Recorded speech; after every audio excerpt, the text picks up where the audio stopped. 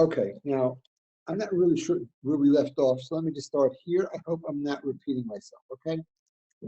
Uh, Topic I want to discuss now. Look, we're in the middle or towards the end of Bishul, but there's a topic that shows up that's related to Bishul, it's related to all malachas, but in Shulchan Aruch, it's written in Shin Yud Ches. It's written in Shin Yud Ches which is the Simon of Bishul. So it's written here, so that's why I'm talking about it here. Okay, let's assume somebody was Machal Shabbos. Somebody's Machal Shabbos, and the question is, can you be nana from his malacha? Can you get hana from his malacha if he was Machal Shabbos? That's the question. So, should I wait a second? I can go? You're good. Yeah. Okay. So this is a big machlokas tanoi between Rabbi Yehuda and Rabbi Meir. It doesn't show up in Shulchan Aruch. So Rabbi Yehuda is of the opinion, it goes as follows.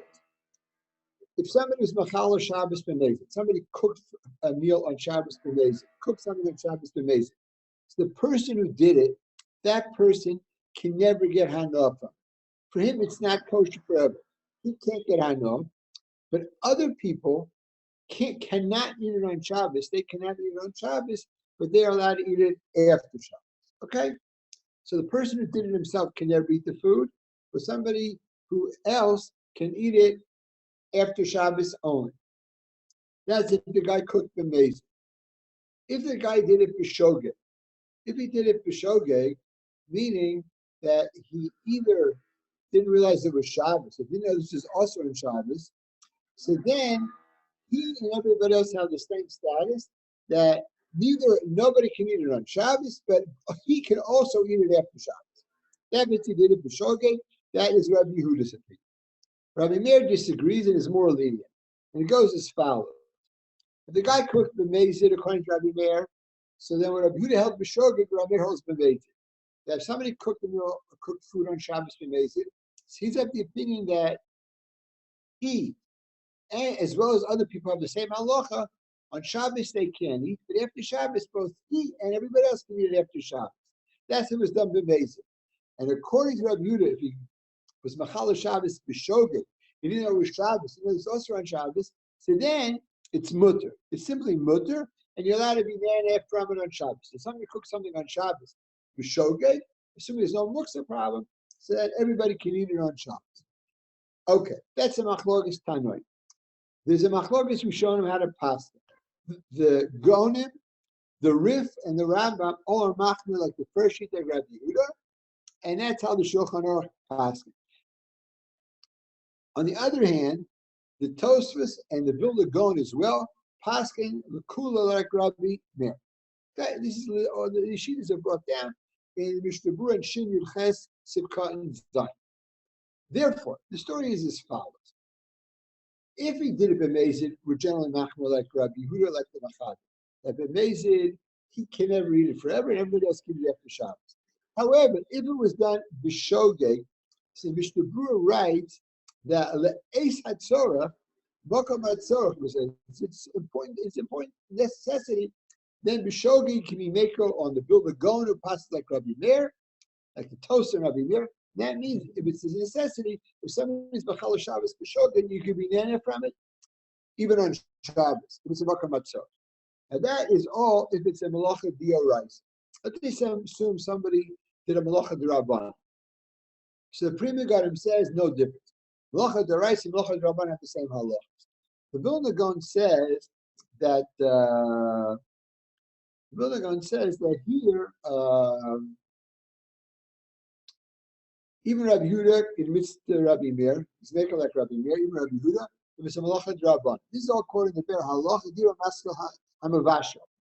And halacha l'maisa, both that bear halacha. And the Mishnah Berurah will say that b'shogeg, you can always rely here on a malacha d'rabbanan on the gra, then it's mutter. So it comes out as follows: that b'mezid, that the maisa can never eat.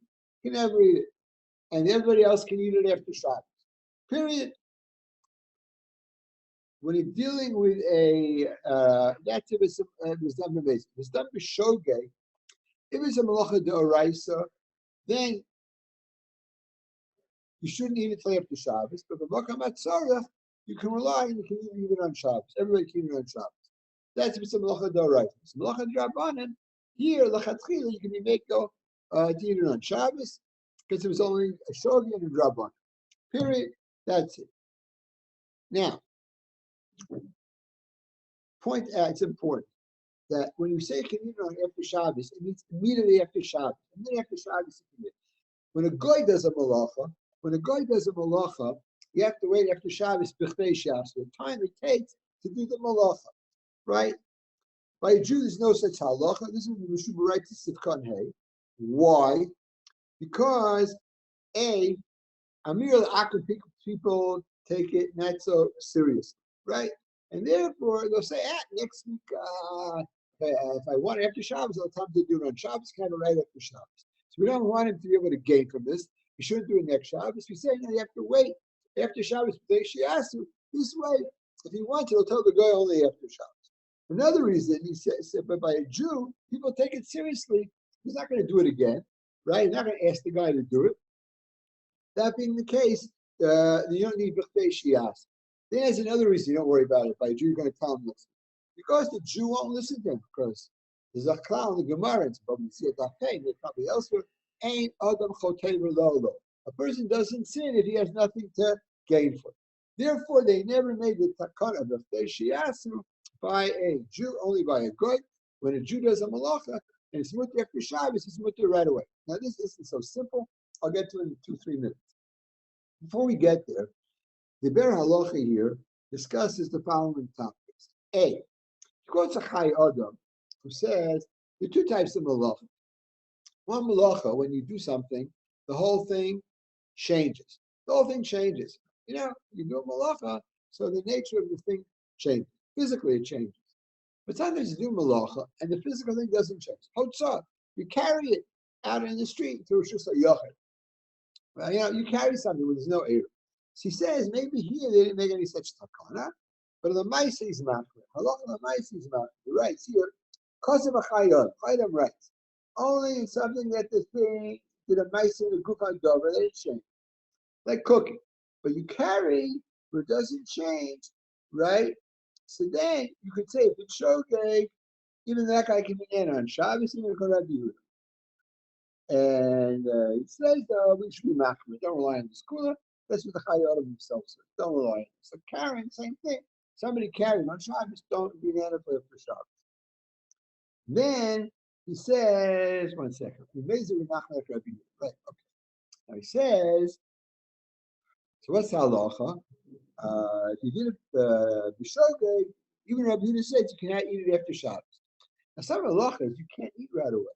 Like you planted something. Hello? Guy planted something on Shabbos. So he tells him that he can be then after Shabbos. Right? According to Rabbi Yehuda b'shogeg. Very nice. It's not going to be then until it grows, right? It can be ages, correct? The whole thing is a knas, he shouldn't do it. There's no knas here. There's absolutely no knas here. He'll be able, he can't even after Shabbos anyway. So here the halacha is, if it's this type of thing, you have to uproot it.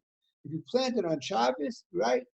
The mezid, you have to uproot it. You have to uproot it because to say kinyan after Shabbos is meaningless. Okay. Now, so we know the two groups of halachas. The guy himself, that guy can never be nana by malacha, whether it's the rice or drabbanan b'mezid.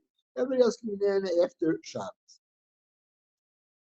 Let's assume the guy cooked b'mezid on Shabbos, but he cooked for me. He cooked the meal for me, b'mezid on Shabbos. Now what? Am I like everybody else because I didn't cook? Or since it was cooked for me, therefore I'm like everybody else. Excuse me, if it's cooked for me, I'm like the guy himself, and I can never eat the food. So the Magen Avraham writes over here in Shiur Ches Ospeis that he thought it should be awesome. I should never be able to eat it because he cooked it for me. That's what he thought. But he looked at the Beis Yosef, it comes down to Beis Yosef, it's mutter for me after Shabbos. I'm like everybody else. Okay? Now, what exactly is the machlokas over here? What's the issue over here? If you cooked for me, am I like him, somebody else? So you have to look in Yeridea. In Yeridea, in Siman Tzadi Tes, Sif Hey, there's the following halacha. There's a halacha, ain't mevatlin isur lachatchil. There's a halacha that even though something is batal b'shishim, it's not kosher, you mix it, it falls apart, it gets mixed in, it's batal in 60. Nevertheless, that's if it happened. I'm not allowed to be mevatel lachatchil. You're not allowed to do it. Now, according to Moses and Yisur Drabanan, there's a right who holds no rights. Fine. Now, let's assume the guy did it. The guy did it. He was mevatel lachatchila. So the halacha is that that guy can never eat it. The guy who did it cannot eat it. Other people can eat it. But if he's mevatel, for me, the halacha is there in Shulchan Aruch, in Tzadi Tes Sifei. He was mevatel for me. I'm like him. I am like him. I'm like him. And therefore what? I can never eat it. So that's why the Magen Avraham said that what? He thought that over here should be the same thing. He thought it should be also the same way. If somebody's mevatel, they're not kosher to the food for me, I can never eat it like him. Here too by Shabbos, he cooks for me. I should never be able to eat it like he can never eat it. Okay. Says parenthetically. By the way, I just want to add on. I forgot to say at the beginning. There's Yom HaZikaron, we should learn in memory of all the people who don't fail. And I meant to say it at the beginning. And it also happens to be, by chance, my mother's here. I'd say so I want to also learn in memory of my mother today. Okay, let's assume somebody was mevatel it, like to sell for the whole. He's mevatel to sell, not for me, not for you. He has a bakery. I don't know. He's mevatel something at a store. He cooks food. He's mevatel for the whole. And he plans to sell it. So the Kivega there on your day quotes a ribash. Nobody can eat it. Nobody can eat it because it was cooked for the whole wide world. And the Taz says, no, if you didn't know about it, so it's okay. It's only us with the other person who knows about it. If he knows he's doing it. Anyway, so back over here. There's a halacha there in Yeridea that is mevatel. He can never eat it. So if he was mevatel me, I also can never eat it. He thought over here to say. Then he said he looked in the Beis Yosef, and it comes out that it is mutter. Why? So the Beis Yosef says as follows. Why is mevatel for me the non-kosher food? It's mutter. It's mutter because I'm afraid next time I'll ask a guy to do it. I'll ask a guy. This guy did it for me. Next time I'll ask a guy to do it. There's no b'chtei shias. The whole thing doesn't make any sense here. Therefore, I'll ask a guy to do it, and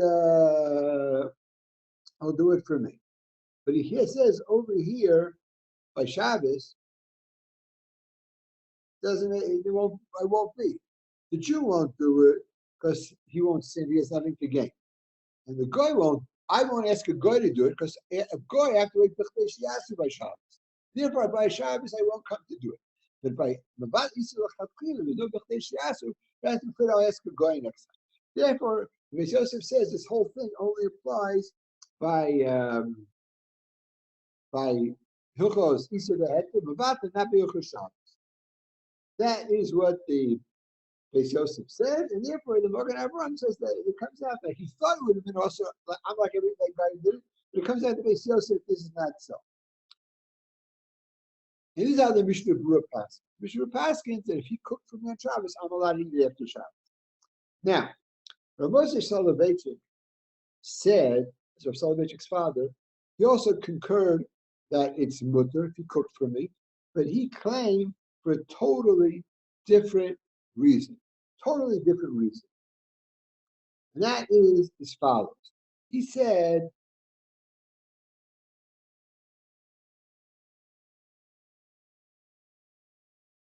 when somebody is mevatel isur lachatchila, let's assume I have a dog.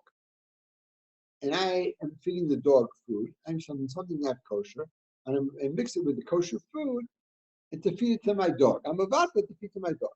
That's mutter because the dog can eat. I can feed the dog the non-kosher food itself. I can mevatel give it to a goy. The only reason why it's a problem is mevatel for somebody who is Jewish. So over there, it depends who you mevatel for. Correct? If he's mevatel for his dog or for some non-Jew, there's no problem. Problem is mevatel for a Jew. So when he's mevatel for me, I'm part of it because he had me in mind, right? For people to sell in mind.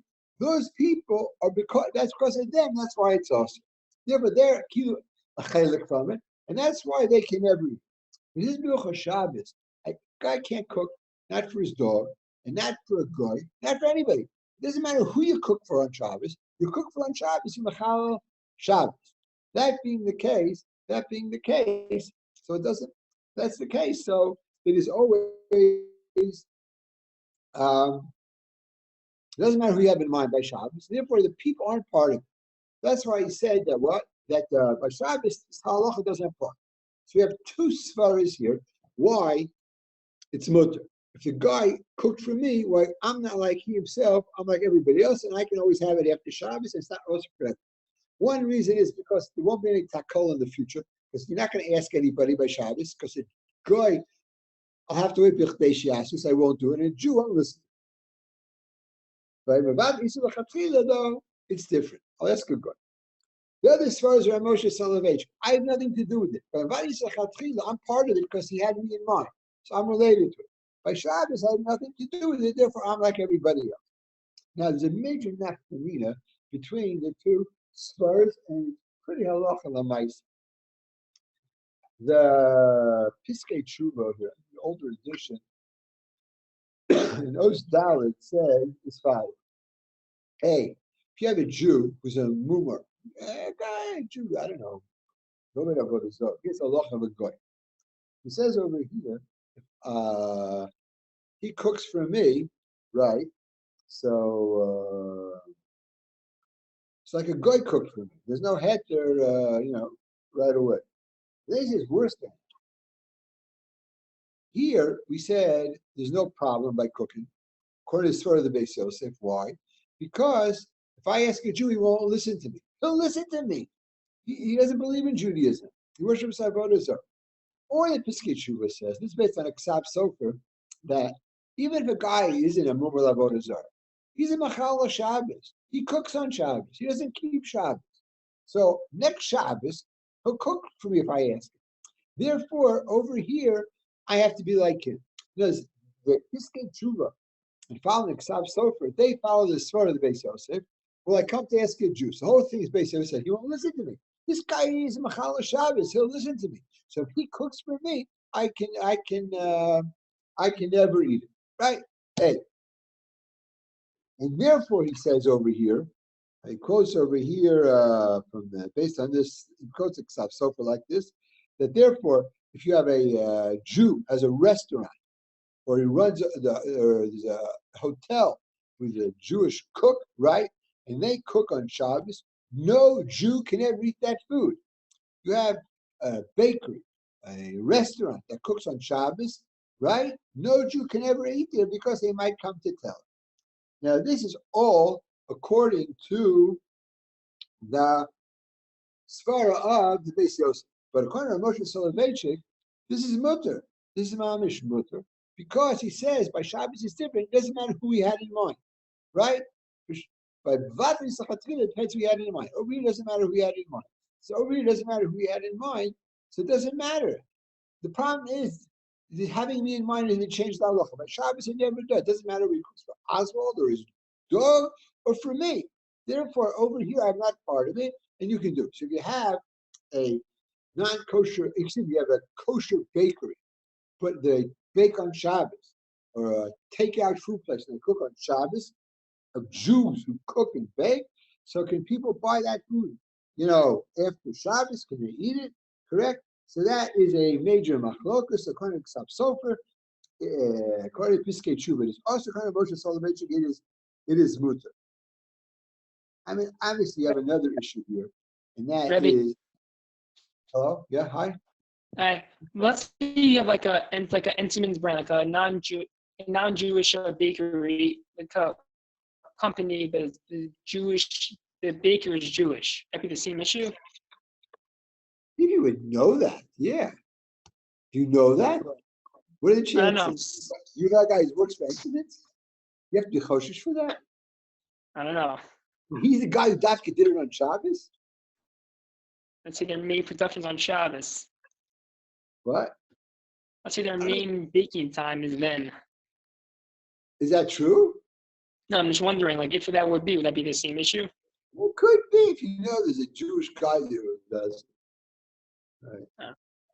You probably have a zillion workers. You probably, I don't know, you think you have a choshesh that the dafka, the cake that you buy.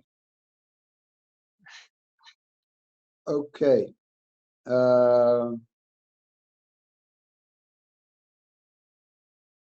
I mean, there's also an issue here that you should be machazek over the avera, right? You have a non-kosher. You have a kosher bakery, and the clientele is basically religious, and if you're a big client and you buy from them on Sunday, stuff you baked on Shabbos, he's going to do it next Shabbos. So you're over probably lifnei here, right? I'm discussing here, he's not going to bake more of you, but if you start buying it on Sunday, he'll bake more for you on Shabbos. And probably also according to everybody, because you're causing him to be over an avera. Okay. And you have other issues that people like this you can trust. But assuming that's not an issue here. Now, there's another important thing to know here. One, that even though you can't be nana from the thing, the guy was Machalo Shabbos, and he baked something, he cooked something. Now he did shuva or something, whatever. So even though he can never eat it, right, he's allowed to sell it, right? He's allowed to sell it and then be nana for the money. The tax is only on the thing itself. That's one thing.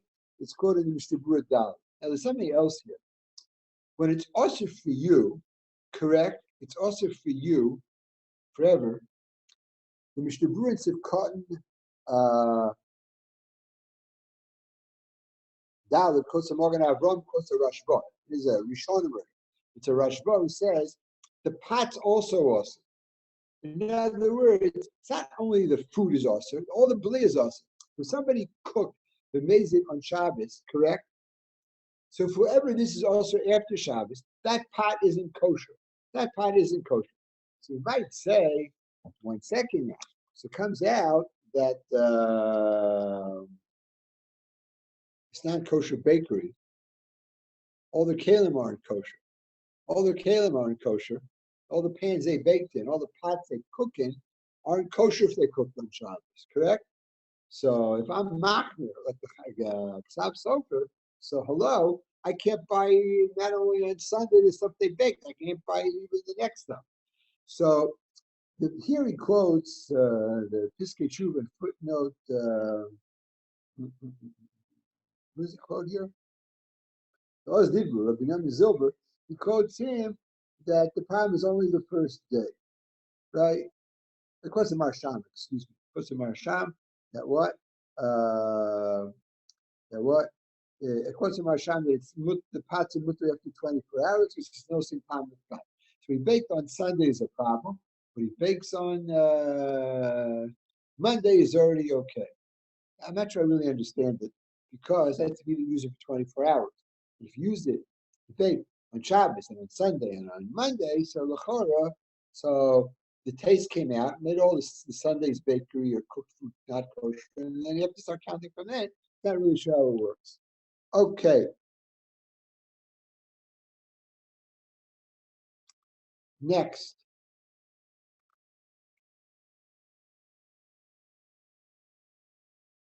A few other important points here.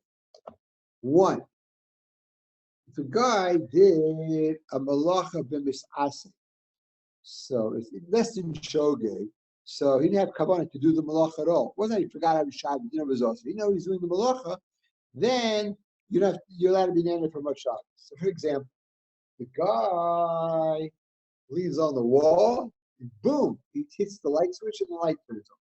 Correct? He had no intention of turning on the light. He just was leaning on the wall. So you're allowed to use that light on Shabbos. This is right here in Osdal, the Piskei Shul. Tells you're allowed to be nana, and he quotes this from the Ozdid Brew. Fine. Then he writes the following thing.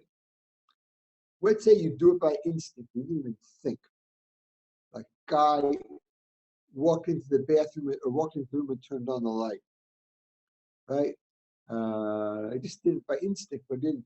There, he says, it's at least shogeg and even Korban amazing. So he says, forget it. This you can't be nana. But then he quotes an interesting clue in the footnote.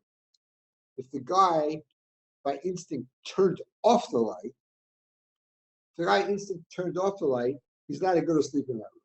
Why? He says this is not calling nana from the malacha because turning off the light didn't make it dark.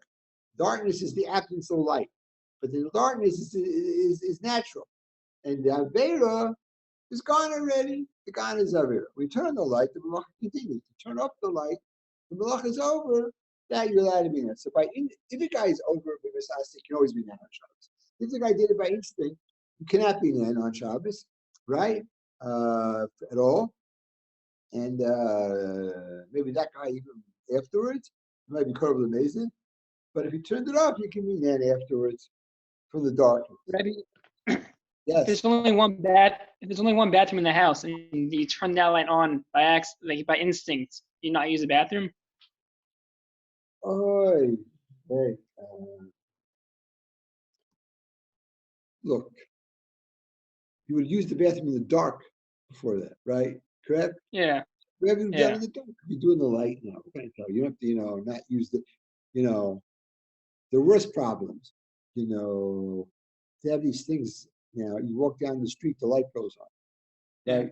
So you're allowed to walk down the street, correct? You're allowed to walk down the street. So what is he talking about? Rabbi talks about this at length. He says if there's no other way out, or something, you shut your eye. I forget. Look it up there. He talks about these situations.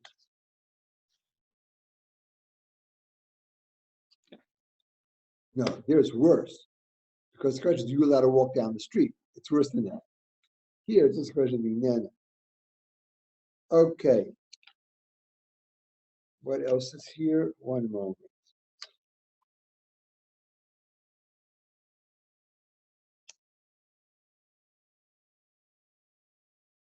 Here we are. There's another issue over here he talks about. And that is as follows. Let's assume you want to go somewhere after Shabbos, right after Shabbos. So there's a bus there. But the driver got the bus there by leaving wherever he was on Shabbos. He drove the bus, and the bus is about your bus stop 2 minutes after Shabbos. But the guy the bus wasn't there right before Shabbos. So the guy, talk about a Jewish guy, drove the bus there on Shabbos, and you had to get on after Shabbos, because it's after Shabbos already. So he says the same thing like planting on Shabbos. There's a problem. There's a problem that when you plant, so obviously not going to be done on Shabbos. It only is possible after Shabbos. Here it's the same thing, and it's a problem. But then he writes that there are those who are makel. So those who are makel on Shabbos, those Nidbru and the Tzitzel Eliezer. But he says it's better should be machmir. Now I'm not sure I understand the cheshbon. He says, what was the malacha driving the bus? He says the burning of the starting the engine, the burning of the gasoline, and that's gone already, right? And now it's only an indirect I know that the bus happens to be here. This later.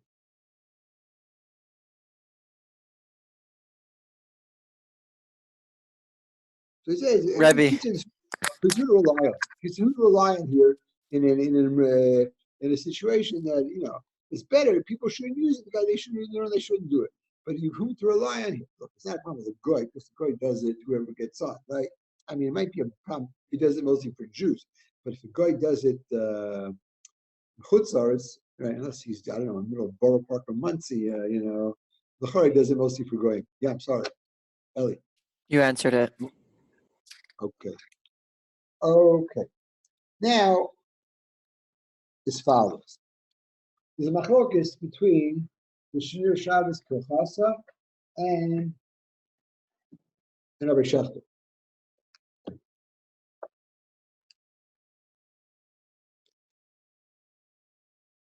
Shiur Shabbos Kilchasa writes in Perek Lamed Aleph Halacha Chavav. Okay. You get a phone call, and the person is calling at Shabbos. In other words, it's Erev Shabbos here, and the guy calls you from Australia. Or it's after Shabbos here, and the guy calls you from America, a good. So he says you can answer the phone and talk to the guy because, that guy is, what he's talking about is not, even though the guy is prohibited Shabbos, it doesn't matter. He's not hiding Shabbos. You're allowed to talk to him. And he says, more than that, you can also call the guy there. You can call the guy there as well. Why? Because,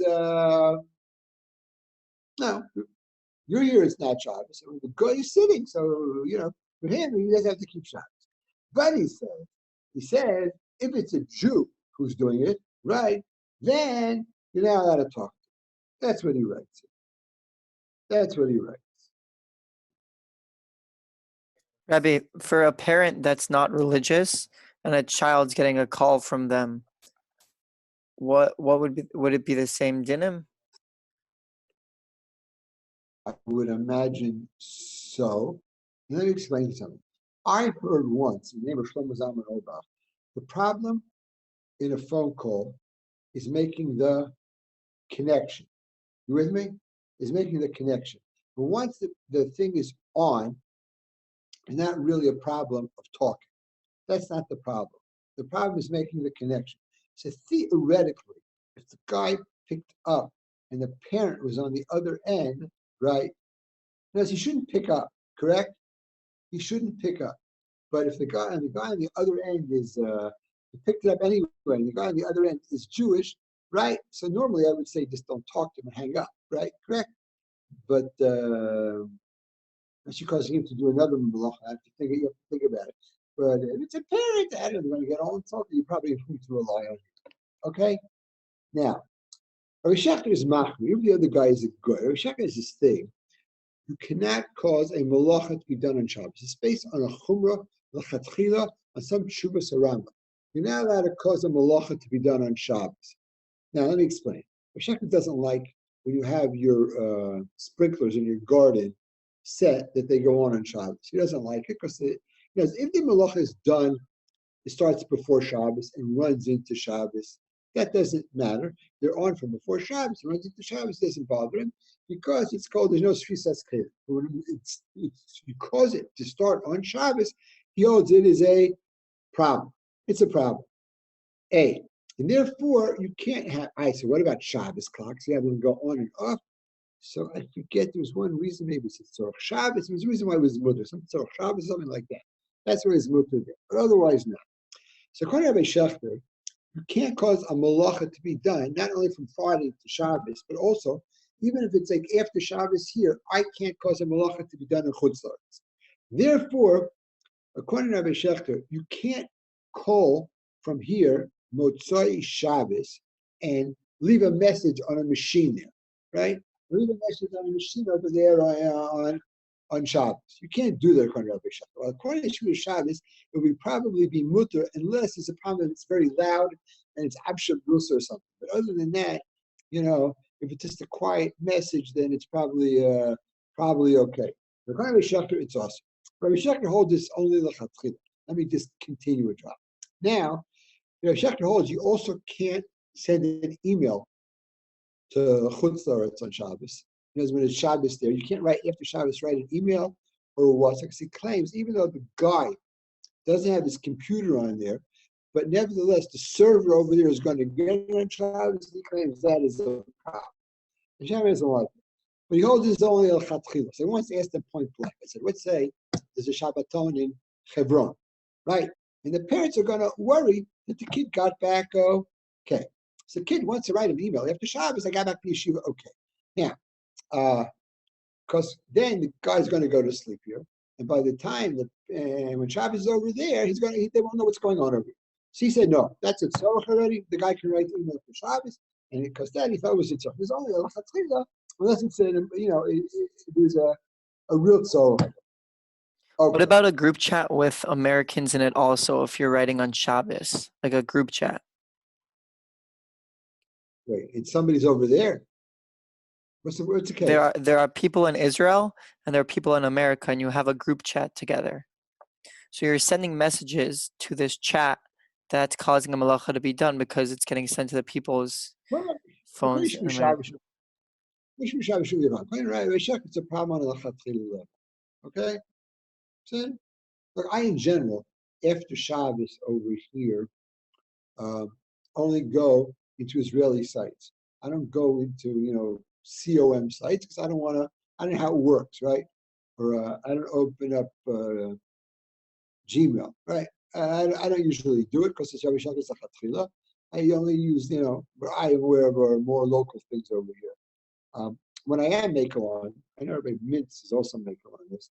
When it's Yantiv Sheni over there, then I'm more Mako. In other words, I won't do it Motzoi Yantiv because it's still Yantiv Rishon there, but next day, I'll, look elsewhere. Okay, that is one thing.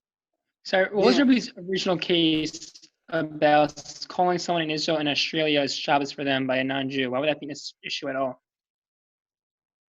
Wait, what's the case? I'm Friday afternoon here. I make a phone call to McCormick in Melbourne. Right, he's a guy, correct? Correct? Yeah. Rosh Shabbos is no problem. I'm causing a malacha to be done I am causing a malacha to be done in Melbourne where it's Shabbos already. He doesn't like that. Okay. That's why Shechter doesn't like it. Okay, now Shiur Shabbos rights based on Rabbi. But yeah. With the case with the phone call to Melbourne, but what about when Rabbi said that you don't go on it's a little hard Gmail? Sorry. Sorry. Rabbi said that he doesn't go on Gmail Motzei Shabbos. There's no malacha being done outside of Rabbi's home, correct? I don't know. Unlike the phone call, which goes to. You might be right. I don't know what it does. In other words, if it's already in my server here, so you're probably right. I'm not sure. Sorry, I wouldn't write Gmail over there. You went up, I can open Gmails I got on Shabbos. You have to know the mitzvahs here. I probably don't know. Okay. Okay. Look, is it Tzorach? Rabbi Shechter is also making. Okay. Otherwise, not. Now, the Shiur Shabbos it commits that if there's a Jew dealing with it over there, you can't. So he says over here, he writes over here, in front of Ayin Bays with its star.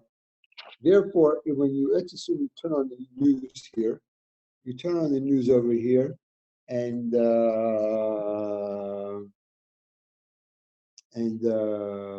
it's after Shabbos, and all of a sudden there's a Jewish reporter in London, I don't know, in America reporting, you're not supposed to listen to him. That's right, you shouldn't listen to him, right? Or a guy is in America listening on Friday afternoon to somebody talking from North Shabbos, and you know how to listen to him. That's what he writes. Seder. Now, what about the following situation here? The following situation. There's a program on Shabbos, and I want to see it. So I can't on Shabbos, but I want to have my, whatever it is, TV, whatever it is, record the program that I can hear it after Shabbos. And I don't have to hear anything. You won't hear it go on. I'll do it automatically. So according to Shabbos, before there shouldn't be any problem. I'm not causing anybody. While according to Rabbi Shechter, there's a theoretical problem. It's a problem. That is, in general, let's assume there's a rerun. I watch after Shabbos, but it's recorded on Shabbos, right? And you're machmir that, what's the story over here? These people are Machalei Shabbos. So am I allowed to be nana from it or not? I don't know. That's the shiloh. It's really a shiloh. The question is, am I going to tell them? They're not going to listen to me. Is this called being nana? Just watching it? Don't know. Not really sure. You have to think about it. People there still? Yeah. Yeah, here. Somebody say something? Okay, fine. Good. Oh, any pictures? Good.